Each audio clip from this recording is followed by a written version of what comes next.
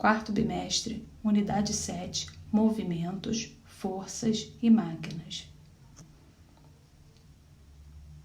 Observe os trabalhadores transportando carga. Você consegue notar algum tipo de movimento na imagem? Os trabalhadores estão usando força? Quais são as estratégias utilizadas para carregar objetos com menos esforço? Páginas 10 e 11, capítulo 1, movimento. Atividades, página 12.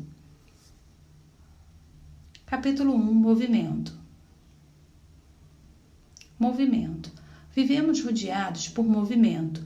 Quando andamos, praticamos esportes, voamos de avião ou subimos no elevador de um prédio. Compreender o movimento contribui para conhecermos melhor o mundo em que vivemos. Para descrever um movimento, é preciso tomar um ponto como referencial. Isso significa que é preciso dizer o que está em movimento em relação ao quê. Por exemplo, imagine uma pessoa dentro de um ônibus em movimento e a outra do lado de fora na rua. Dizemos que a pessoa dentro do ônibus está se movimentando em relação à pessoa parada na rua.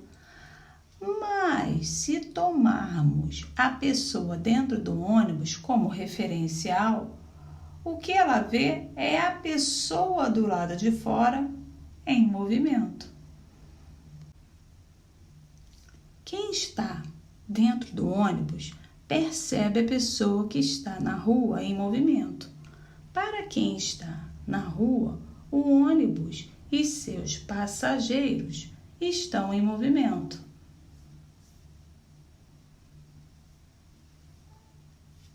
O movimento é relativo, por isso não sentimos, por exemplo, o movimento da Terra em torno de si mesma.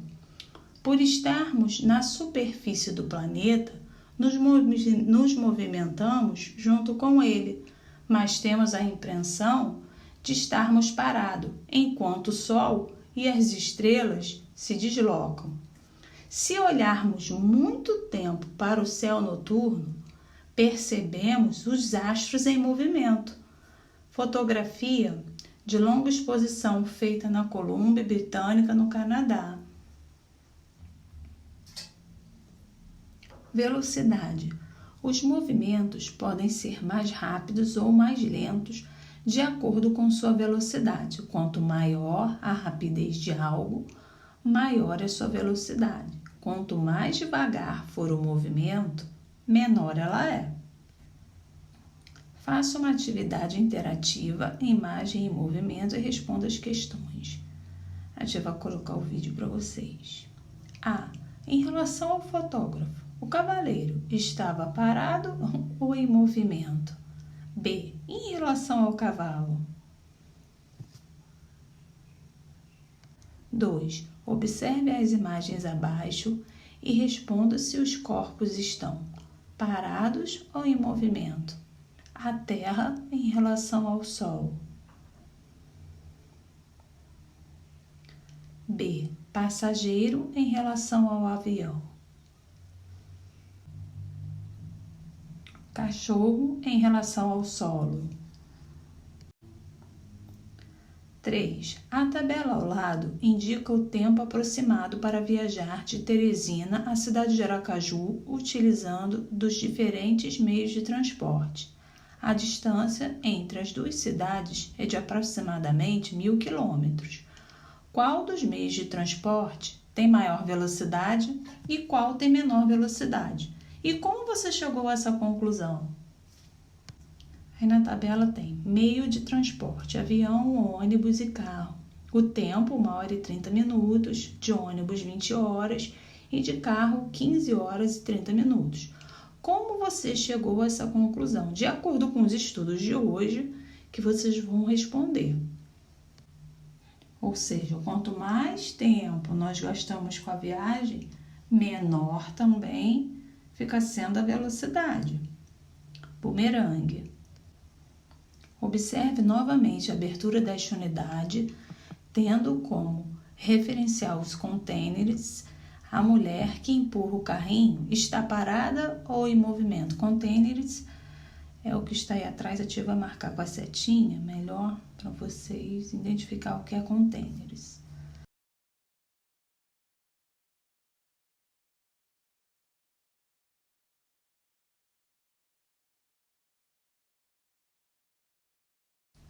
Quarto bimestre, capítulo 2, força, página 13.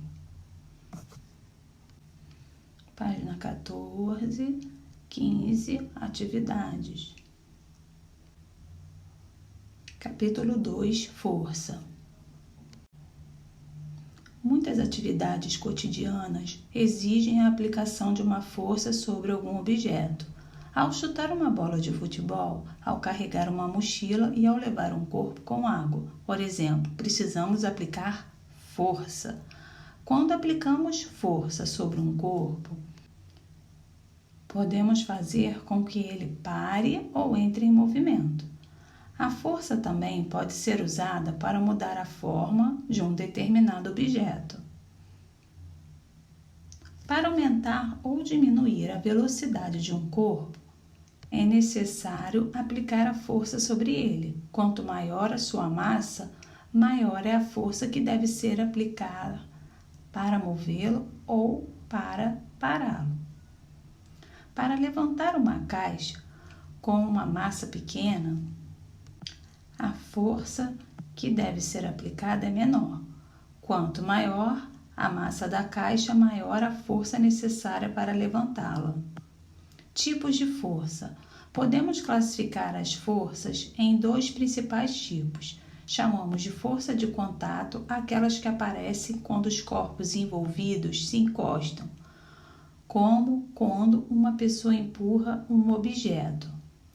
A força de tração das cordas é uma força de contato, pois surge do contato entre o corpo e as cordas.